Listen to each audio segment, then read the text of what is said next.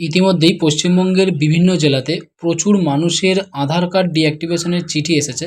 এই চিঠিতে পরিষ্কারভাবে লেখা রয়েছে যে ভারতবর্ষে থাকার শর্তাবলী পূরণ করতে না পারার জন্যই তাদের আধার কার্ড বন্ধ করা হয়েছে। যে সমস্ত ব্যক্তির আধার কার্ড ডিঅ্যাক্টিভেট করা হয়েছে তারা বিভিন্নভাবে সমস্যার মধ্যে পড়েছেন। যেমন একদিক থেকে আধার ডিঅ্যাক্টিভেট করার ব্যক্তিরা ব্যাংক থেকে টাকা তুলতে পারছে না। এর ফলে সাধারণ মানুষ খুবই সমস্যার মধ্যে পড়েছে। দেখা যাচ্ছে বেশিরভাগ গ্রামের মানুষ যারা আধার কার্ডের মাধ্যমে বিভিন্ন দোকানে গিয়ে টাকা তোলেন তারা আর আধার কার্ডের মাধ্যমে টাকা তুলতে পারছে না, কারণ তাদের আধার কার্ডটা ডিঅ্যাক্টিভেট করা হয়ে গেছে। আধার কার্ড ডিঅ্যাক্টিভেট থাকার কারণে গ্রাহকরা রেশন কার্ডে মাল পাচ্ছেন না, কারণ রেশন কার্ডে মাল নিতে হলে ফিঙ্গারপ্রিন্ট দিতে হয়, কিন্তু আধার কার্ড ডিঅ্যাক্টিভেট থাকার জন্য ফিঙ্গারপ্রিন্ট রিজেক্ট হয়ে যাচ্ছে, তাই গ্রাহকরা রেশনে মাল পাচ্ছে না। এর পাশাপাশি রাজ্য এবং কেন্দ্র সরকারের বিভিন্ন রকম প্রকল্পের টাকা, যেমন লক্ষ্মী ভাণ্ডার, কৃষক বন্ধু, বয়স্ক ভাতা, আরও বিভিন্ন রকম যে প্রকল্পগুলো রয়েছে সে সমস্ত প্রকল্পগুলির টাকা টোটালটা বন্ধ হয়ে রয়েছে। তো শুধুমাত্র আধার কার্ডটি ডিঅ্যাক্টিভেট করে দেওয়ার জন্য।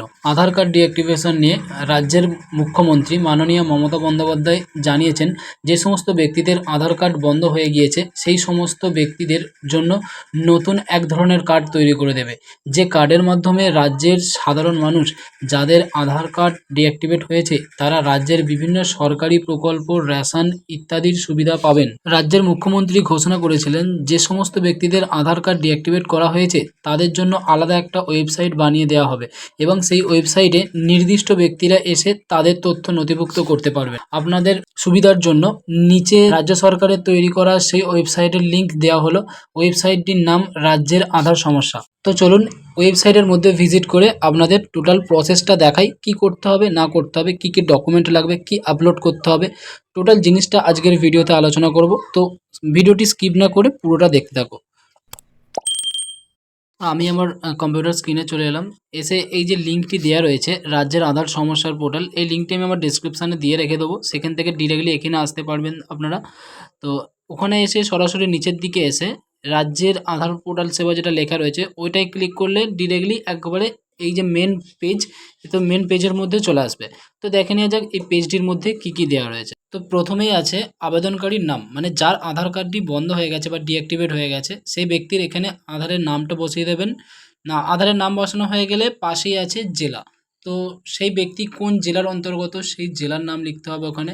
জেলার নাম বসানো হয়ে গেলে পাশেই আছে পৌরসভা, মানে পৌরসভা বা ব্লক। তিনি যদি আবেদনকারী যদি ব্লকের আন্ডারে হয় সেই ব্লকের নামটা লিখবেন, যদি পৌরসভা আন্ডারে বা মিউনিসিপ্যালিটি এলাকার মধ্যে হয়ে থাকেন তাহলে সেই মিউনিসিপ্যালিটির নামটি এখানে বসিয়ে দেবেন। তো এবারে আধার নাম্বার, এবার যিনি আবেদন করছেন তার যে আধার কার্ডটা বন্ধ হয়ে গেছে সেই আধারের নাম্বারটা আপনি এখানে ইনপুট করে দেবেন। আধারের নাম ইনপুট করা হয়ে গেলেই নিচে চলে আসবেন, নিচে এসে দেখবেন ফুল অ্যাড্রেস। অ্যাড্রেসটা এইভাবে লিখবেন, ভিলেজ পোস্ট মেনশন করে, যদি কারো ভিলেজ পোস্ট একই হয়ে থাকে তাহলে ভিলেজ প্লাস পোস্ট যেরকমভাবে আমি লিখে দিচ্ছি তো সেইভাবে মেনশন করে আপনারা লিখতে পারেন। আর যদি কারো ভিলেজ পোস্ট আলাদা আলাদা হয়ে থাকে তাহলে প্রথম ভিলেজের নাম লিখবেন, তারপরে পোস্ট অফিস, থানা, এইভাবে আপনারা সাজিয়ে দেবেন। এবারে আসে পিনকোড। পিনকোড মানে যেই জেলায় থাকেন আপনি সেই জেলার যে পিনকোড হয় সেই পিনকোড এখানে বসিয়ে দেবেন। এবারে আসে ভোটার আইডি কার্ড, মানে আবেদনকারীর যে ভোটার আইডি কার্ড আছে ভোটার আইডি কার্ডের নাম্বারটা এখানে ইনপুট করতে হবে। অ্যাসেম্বলি নাম্বার, বিধানসভা কেন্দ্রের নাম, বুথ নাম্বার। বুথ নাম্বার কোথায় পাবেন দেখবেন ভোটার কার্ডের পিছনেই আপনার বুথ নাম্বার লেখা রয়েছে, তো সেই বুথ নাম্বারটাকে আপনি এখানে ইনপুট করে দেবেন। এবার বলেছে আধার ডিক্লারেশন লেটার ইফ এনি, মানে আধার নিষ্ক্রিয়করণের জন্য যে চিঠিটি আপলোড করতে বলেছে আপনারা সেখান থেকে চিঠিটিকে আপলোড করে নেবেন। তো আমি দেখিয়ে দিয়েছি কীভাবে গ্যালারিতে ডকুমেন্টে আপলোড করে দেওয়ার পরে আসবেন নেক্সট স্টেপে রিমার্ক।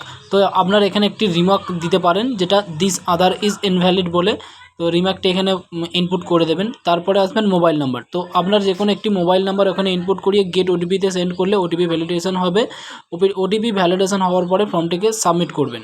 তো সাবমিট করার পরে আপনার এই যে টোটাল ফর্মটা ফিল আপ করলেন এই ফর্মটা রাজ্য সরকার থেকে এটি ভেরিফাই করা হবে। তো ভেরিফাই করা হয়ে গেলে আপনার কাজটি সাকসেসফুল হবে। ভিডিওটা যদি ইনফরমেটিভ হয়ে থাকে তাহলে অবশ্যই আমার চ্যানেলটিকে সাবস্ক্রাইব করে রাখুন আর পাশে থাকা বেল আইকন